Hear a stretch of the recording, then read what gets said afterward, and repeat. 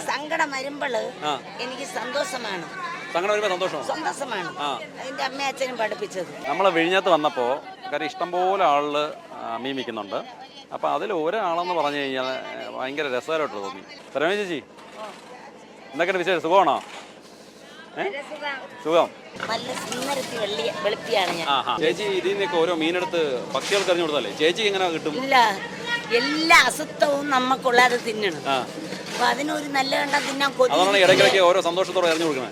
ചെറുത് വരണ നമ്മൾ എത്ര പേർക്ക് 2 എണ്ണം കൊടുക്കുന്നു. ആ പക്ഷികറകൾ തിന്നിട്ട് കഴിക്കട്ടെ. പിന്നെ എല്ലാ പക്ഷികറകളൊക്കെയാണ് പ്രാർത്ഥിക്കുന്നത്. ഞാൻ ഒരു അക്രമിയാണ്. ആണിന്റെ അവിടെ നിൽക്കുന്നത് വിഴിഞ്ഞത്ത് അടിയടി എന്ന് പറഞ്ഞാൽ ഞങ്ങളാണ് അടിച്ചോണ്ട് ഓടുകയാണത്. എല്ലാം അടിക്കും പോകും. അവര് സംസാരിക്കും, ഞങ്ങൾ സംസാരിക്കില്ലേ. വിദ്യാഭ്യാസമുള്ളവർക്ക് ചേച്ചി ഓക്കെ. ബൈ.